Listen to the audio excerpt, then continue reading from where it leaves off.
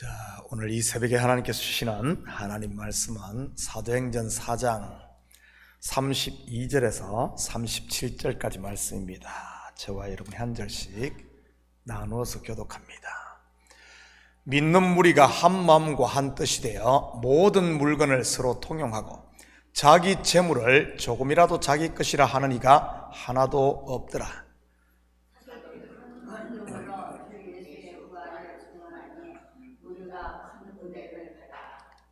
그 중에 가난한 사람이 없으니 이는 밭과 집 있는 자는 팔아 그 판 것의 값을 가져다가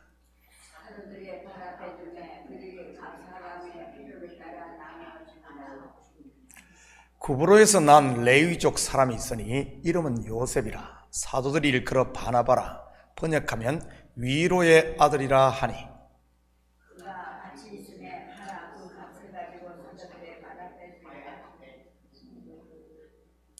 아멘.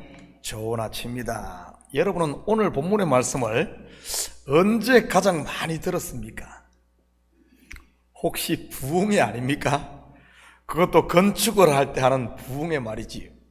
그러면 자연스럽게 본문이 어느 방향으로 흘러가던가요? 헌금입니다. 그것도 그냥 우리가 일상적으로 하는 11조나 감사헌금이 아닌 뭉칫돈을 내라는 특별 건축 헌금으로 말이지요. 성도들에게 뭉칫돈 나올 만한 곳이 어디에 있겠습니까? 뭐 집 팔고 땅 팔지 않으면 말이지.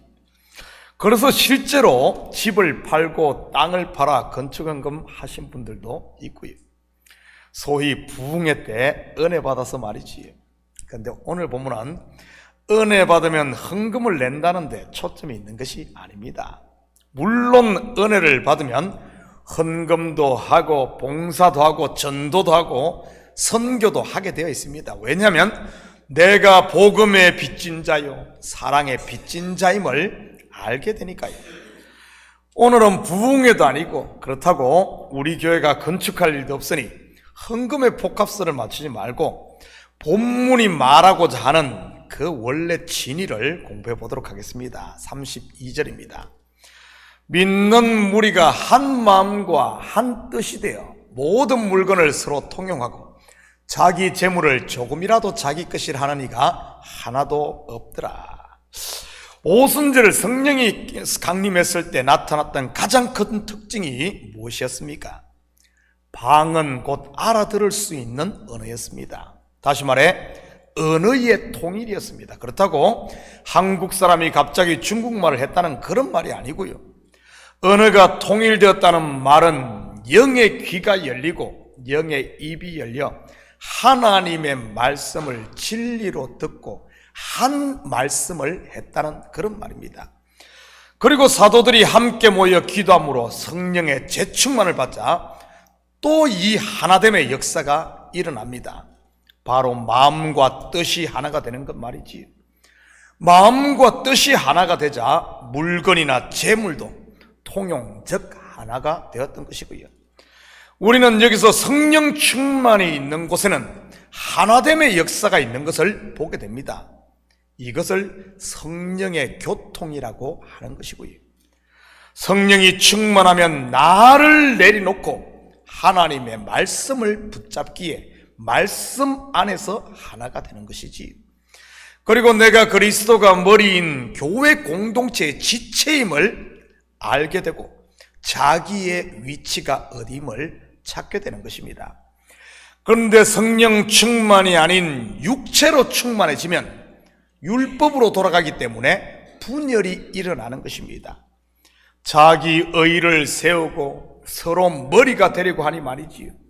고린도 교회가 그러지 않았습니까? 서로 머리가 되겠다고 바울파, 아볼로파, 게바파, 그리스도파로 나뉘어 열과 성을 다해 분쟁하고 싸웠던 것 말이지.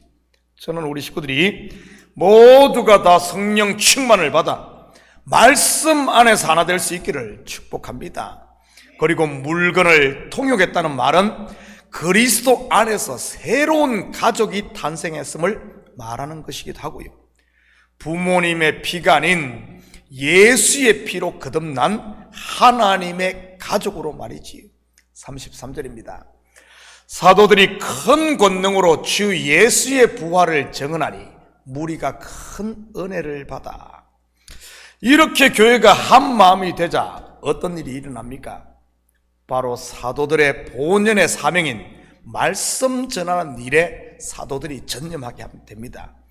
물론 복음의 핵심 메시지는 예수 그리스도의 십자가와 부활이었던 것이고요. 물론 여기서는 주 예수의 부활을 증언했다고 하는데 그 이유는 예수 그리스도의 십자가 죽음은 예루살렘에 살고 있던 사람이라면 모두가 아는 사실이었기에 굳이 따로 소개하지 않아도 되었기 때문인 것입니다. 저는 우리 교회도 이제는 내 생각을 내려놓고 성령으로 하나됨으로 교회가 감당해야 할 사명에 더욱 충실했으면 좋겠습니다. 목사는 기도하는 것과 말씀 전하는 것에 더욱 전무하고 성도들은 사랑하고 돕고 그리고 전도하는 일 말이지. 뿐만 아니라 선교의 영역도 더 넓혀가고 지역사회도 섬기고 말입니다. 그럴 때 성도들이 더 큰 은혜를 받게 되는 것이지요. 이런 은혜가 무리에게 임하자 어떤 일이 일어납니까? 계속해서 34절 35절입니다. 그 중에 가난한 사람이 없으니 이는 밭과 집이 있는 자는 팔아 그 판 것의 값을 가져다가 사도들의 발 앞에 두매 그들이 각 사람의 필요를 따라 나누어 줌이라. 가난한 사람이 없다는 말의 의미가 무엇이겠습니까? 여러분, 선민 이스라엘 사회에 왜 가난한 사람들이 생기게 되었습니까? 출애굽을 해 가나안 땅을 정복한 이스라엘 백성들은 각 지파별로 땅을 골고루 분배받았습니다. 숫자가 많은 지파는 많은 땅을, 그리고 숫자가 적은 지파는 적은 땅을 말이지요. 성경에는 구체적으로 나와 있지 않지만 그렇게 각 지파별로 분배된 땅은 다시 세분화되어 각 족속별로 그리고 가족별로 골고루 분배되었을 것입니다. 다시 말해 모두에게 골고루 분배되었다는 그런 말입니다. 이렇게 평준화된 땅 분배가 시간이 지나면서 어떻게 됩니까? 여러 가지 이유로 경제난을 만난 사람들이 땅을 팔고 소작농으로 전락하게 됩니다. 그러면서 부익부, 빈익빈이 생기게 되었던 것이지. 그런데 하나님께서 이스라엘에게 주신 율법에는 이러한 문제, 가난해지는 문제, 그 너무 이렇게 부해지는 문제, 이런 것을 근본적으로 해결하는 제도가 그 율법 속에 주어져 있습니다. 무엇인 줄 아십니까? 바로 희년 제도인 것입니다. 희년은 7년 곧 안식년이 7번 지난 다음에 있습니다. 다시 말해 50년마다 희년이 돌아오는 것이지요. 이 희년이 되면 제사장이 나팔을 불어 희년을 알리고 이 나팔 소리와 함께 팔렸던 땅이 원주인에게로 돌아가는 것입니다. 물론 종으로 팔렸던 사람들도 종의 신분에서 해방되고요. 종이 해방되는 것은 안식년, 즉 7년마다 있었습니다. 이 가난한 사람이 없다는 말 속에는 참된 희년이 도래했음을 말하고 있는 겁니다. 누가복음 4장 18절 19절입니다.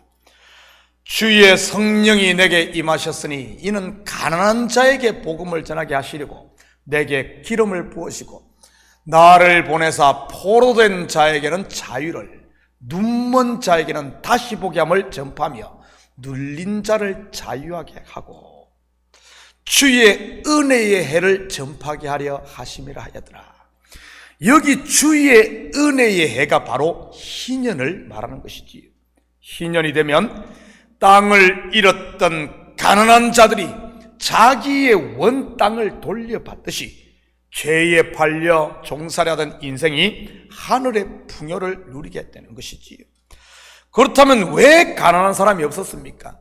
바로 희년이 도래했기 때문인 것입니다. 그리고 본문의 이런 역사 곧 집을 팔고 밭을 팔아 사도들의 발 앞에 그 돈을 둔 것은 희년을 누렸다는 그런 의미입니다. 다시 말해 하나님이 주신 은혜, 하나님의 나라를 모두가 누렸다는 그런 뜻이지. 여러분, 땅의 원주인이 누구입니까? 레위기 25장 23절입니다. 토지를 영구히 팔지 말 것은 토지는 다 내 것임이라. 너희는 거류민이요 동거하는 자로서 나와 함께 있느니라. 바로 하나님의 것입니다. 그러기에 땅을 판 값을 하나님이 보내신 자인 사도들 앞에 두었던 것이고요. 하나님의 것을 하나님께 돌려드렸다는 그런 뜻입니다. 또한 이것을 영적으로 조금 더 깊이 보면 땅은 사람의 마음을 상징하는 것으로 저와 여러분이 하나님의 것으로 드려지는 것을 말하는 것이기도 합니다. 그래서 이 진리를 안 사도들이 자기를 예수 그리스도의 종으로 소개하는 것 아니겠습니까? 그리고 여기서 독특한 표현 하나가 나옵니다. 바로 밭과 집을 판 값을 사도들의 발 앞에 두었다는 표현입니다. 보통 돈은 어디에 둡니까? 헌금함 아닙니까? 그런데 발 앞에 또는 발 아래에 두었다고 하네요. 무슨 의미겠습니까? 실제로 돈 자루를 발 앞에 갖다 두었다는 말일까요? 그 당시에는 지폐가 아닌 동전이니 집과 밭을 팔면 얼마나 많은 금액이겠습니까? 한 자루씩 되었을 겁니다. 그래서 무거워서 발 앞에 두었다는 것일까요? 그런 말이 아닙니다. 아무리 그런다고 돈을 발 앞에 갖다 툭 던지놓고 가겠어요? 그렇다면 발 앞에 두었다는 말이 갖는 의미가 무엇이겠습니까? 저는 이것을 돈의 위치를 말하는 것 아니겠는가 생각합니다. 아무리 돈이 귀하고 소중하더라도 돈은 발 아래에 있어야 하는 것 말이지. 그런데 세상 사람들이나 은혜의 자리를 떠난 사람들에게 있어 돈의 위치가 어디에 있던가요? 마태복음 6장 24절입니다. 한 사람이 두 주인을 섬기지 못할 것이니 혹 이를 미워하고 저를 사랑하거나 혹 이를 중히 여기고 저를 경히 여김이라. 너희가 하나님과 재물을 겸하여 섬기지 못하리라. 한 군데 더 봅니다. 디모데전서 6장 10절입니다. 돈을 사랑함이 일만하게 뿌리가 되나니 이것을 탐내는 자들은 미혹을 받아 믿음에서 떠나 많은 근심으로써 자기를 찔러도다. 세상 사람들에게 있어 돈의 위치가 어디죠? 머리 위와 심장 아닙니까? 다시 말해 하나님의 자리에 이 돈이 위치한다는 말입니다. 실제로 그렇지 않나요? 돈이면 다 되는 돈을 전지전능하신 하나님의 자리에 두는 것 말이지. 그런데 성도들에게 있어 돈의 위치는 어디에 한다는 말입니까? 바로 사도들의 발 아래인 것입니다. 다시 말해 하나님의 나라를 위한 도구로 쓰여져야지 이 돈이 우리의 심장이나 우리의 머리 위에 있어서는 안 된다는 말입니다. 하나님의 자리에 있어서는 안 된다는 말이지. 또한 돈을 발 아래에 두었다는 말은 필요에 따라 바로바로 사용함을 말하기도 하는 겁니다. 사도들 또한 그 돈을 필요한 사람들에게 바로 나누어 주었고요. 여러분, 교회 시험 중 많은 부분이 이 또한 이 돈 때문 아닙니까? 돈이 없어서가 아니라 돈이 많이 쌓아둠으로 말이지. 교회의 재산이 늘어나고 돈이 쌓이면 서로 주인 행세하려고들 하지 않습니까? 집 팔아서 건축원금 했으니 이 교회 내가 지었다고 하면서 말이지. 여러분, 교회의 주인이 누구입니까? 그리스도의 피로 값주고 산 교회는 하나님의 교회인 겁니다. 건물을 포함해 눈에 보이는 교회뿐만 아니라 우리 한 명 한 명 교회된 우리 한 명 한 명도 전부 하나님 것이지.